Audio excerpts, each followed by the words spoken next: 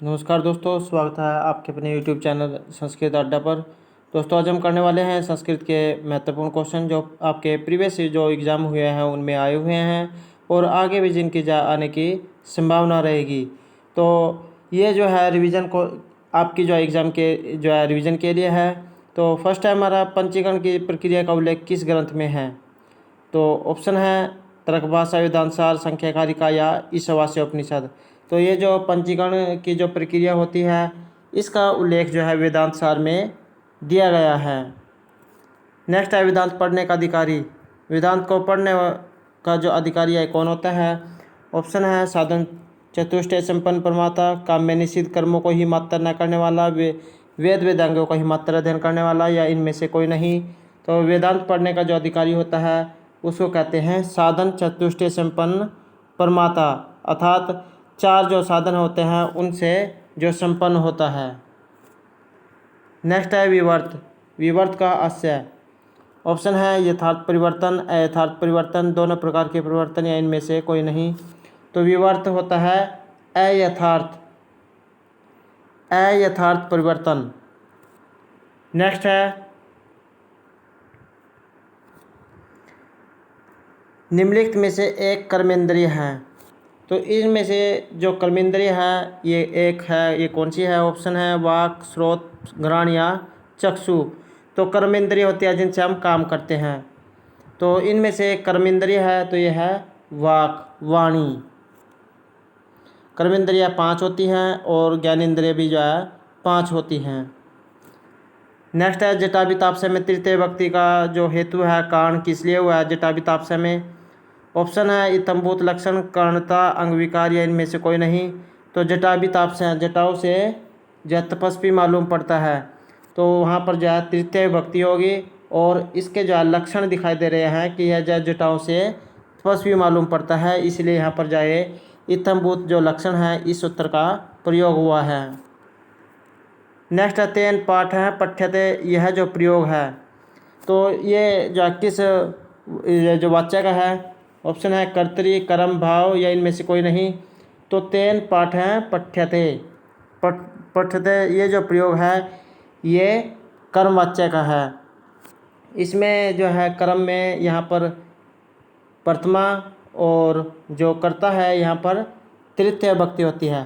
तो कर्ता में जो है यहाँ पर तृतीय विभक्ति और जो कर्म है प्रथमा विभक्ति का प्रयोग होता है। नेक्स्ट है भवन्तः उत्तर भविष्यन्ति का भाववाच्य में रूपांतरण। तो ये जो भवन्तः उत्तर भविष्यन्ति आप कैसे होंगे का जो ये जो है भाववाच्य में अगर हम इसको जो बदलेंगे तो कैसे बदला जाएगा ये? ऑप्शन है भवद्भिः उत्तर भवितारः, भवद्भिः उत्तर भविष्य, भवद्भिः उत्तर भविष्यते या भवतः उत्तर भविता।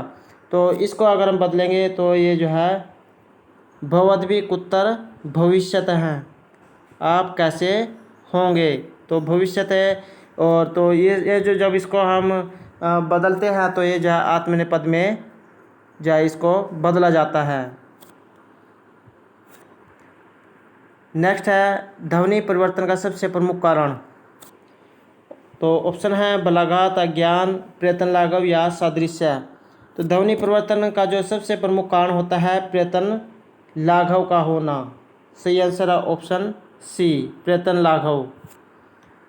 नेक्स्ट है प्रवीण। प्रवीण जो है किसका उदाहरण है? अर्थ विस्तार, अर्थ संकोच, अर्थादेश या अर्थ उत्कर्ष। तो ये प्रवीण जो है ये अर्थ जो है अर्थ विस्तार का उदाहरण है। नेक्स्ट है भाषा की जो देवी है किस सिद्धांत पर आधारित है? ऑप्शन है अंतग्रंथा, काल्पनिकता, मूलकता, कुशल अभ्यास। तो भाषा की देवी ये जो सिद्धांत है ये अंतग्रंथा पर जो आधारित है। नेक्स्ट है वह लकार जो केवल वेद में पाया जाता है। लकार जो है ये 10 होते हैं। मुख्य रूप से 5 लकार का प्रयोग होता है लेकिन जो 10 लकार होते हैं। तो ये जो वेद में कौन सा लकार का प्रयोग होता है? ऑप्शन है लुट, लंग, लट या लेट। तो वेद में जो है लेट लकार का प्रयोग होता है और जो बाकी जो और लकार हैं इनका जो है वेद में प्रयोग नहीं होता है। नेक्स्ट है पट धातु लोट लकार प्रथम पुरुष द्विवचन। तो इसमें जो ऑप्शन दिए गए हैं पठ, पठामी, पठतुई, पठताम, तो यहाँ पर जो है पठ धातु लोट लकार में पूछा गया है, प्रथम पुरुष और द्विवचन। तो पठतु, पठताम, पठंतु। तो यहाँ पर जो ये द्विवचन का रूप जो है यहाँ पर पठताम, पठतु, पठताम। तो इस प्रकार जो है पठताम जो है ये द्विवचन का है। और बाकी जो इसमें है ये अलग है, प्रथमा का है, उत्तम में है। नेक्स्ट है भू धातु लोट लकार उत्तम पुरुष एक वचन। तो भू धातु का जो लोट लकार उत्तम पुरुष एक वचन में क्या होगा, तो ये होगा भुवानी। किस में है, लोट लकार में, भवतु भवताम भुवंतु, भव भवतम भवत, भुवानी भुवाओ भुवाम। तो ये है उत्तम एक वचन, भुवानी। नेक्स्ट है काल ध्वनि अत्यंत संयोगी संयोग सूत्र है। तो इसमें किस सूत्र का प्रयोग हुआ है, कर्ता, कर्म, करण या संप्रदान। तो काल ध्वनि अत्यंत संयोगी इस जो सूत्र है इसमें जो है कर्म कारक का प्रयोग हुआ है। नेक्स्ट है ओदनम भुंजानो विषम भुक्ते में ओदनम की जो कर्म संज्ञा है किस सूत्र के द्वारा हुई है।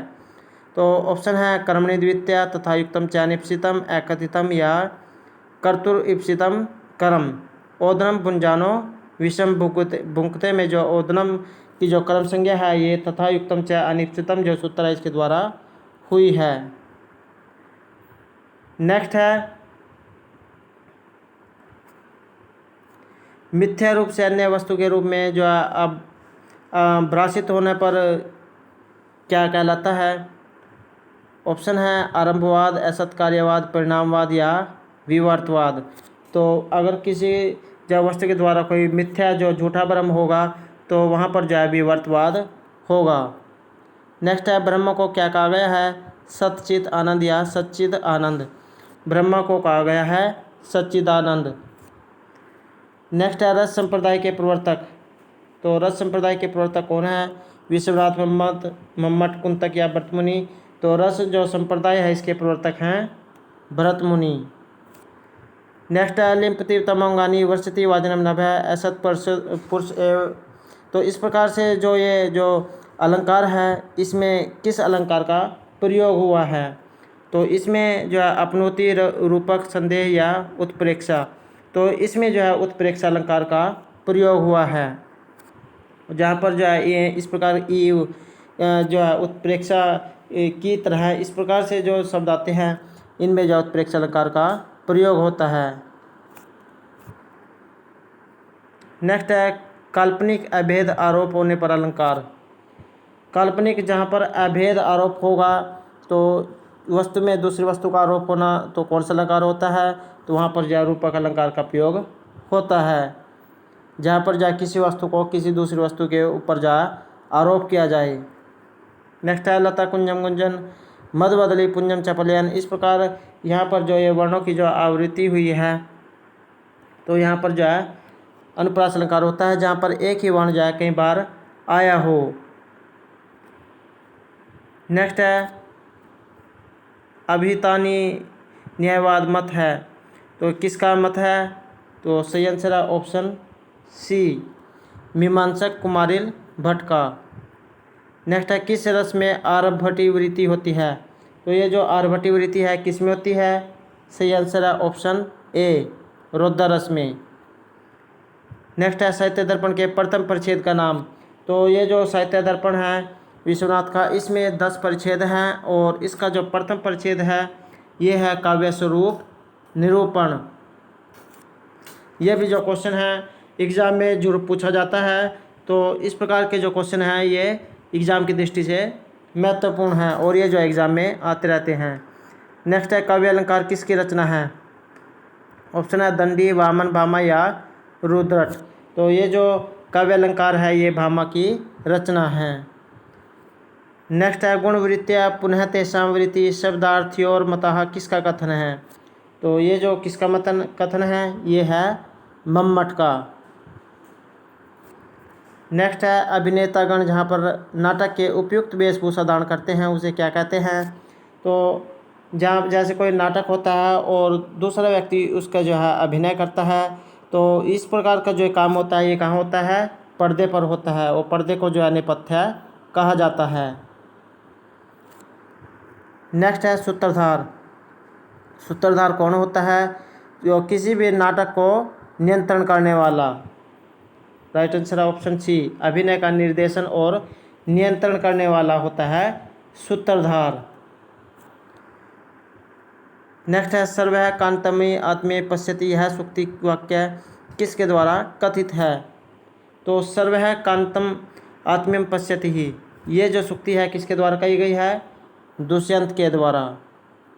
नेक्स्ट है शरीरम अद्य खलु धर्म साधनम। तो ये जो उक्ति है, सूक्ति है, कहाँ से ली गई है? तो ये जो है कुमार संभव से ली गई है। तो शरीर निश्चय ही है धर्म की प्राप्ति का साधन है। नेक्स्ट है निम्नलिखित वाक्यों में कौन सा वाक्य शुद्ध है? तो इनमें से कौन सा वाक्य शुद्ध है? तो सी आंसर है ऑप्शन सी, अध्ययनस्य हेतु काश्याम तिष्ठति। अध्ययन के लिए जो है काशी में रहता है। तो हेतु के कारण जो है यहाँ पर ये हुई है। शुद्ध वाक्य, तो शुद्ध वाक्य कौन सा है? तो अहम आवाम। आवाम किसका है? अहम आवाम, तो ये उत्तम का है, और तो यहाँ पर उत्तम का ही जो है द्विवचन का प्रयोग होगा। तो सही आंसर है ऑप्शन ए, आवाम पठाव हैं। नेक्स्ट है शिशुपाल वधम महाकाव्य का अंगिरस।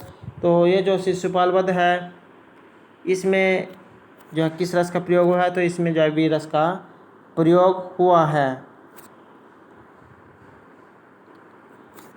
नेक्स्ट है पुरुष बहुत्वम को कौन सा दर्शन स्वीकार करता है? तो पुरुष बहुत्व को कौन सा जो है दर्शन स्वीकार करता है? तो इसको जो है संख्या दर्शन स्वीकार करता है। नेक्स्ट है संख्या की प्रकृति, अव्यक्त है, प्रधान है या त्रिगुणात्मिका है? तो संख्या की प्रकृति कैसी है? इसकी जो प्रकृति है त्रिगुणात्मिका है। तो दोस्तों ये थे हमारे आज के संस्कृत के महत्वपूर्ण क्वेश्चन। दोस्तों अगर आपको हमारे क्वेश्चन अच्छे लगे हो तो हमारे चैनल को सब्सक्राइब कीजिएगा, और दोस्तों लाइक ज़रूर कीजिएगा, और हमारे साथ अंत तक बने रहने के लिए धन्यवाद।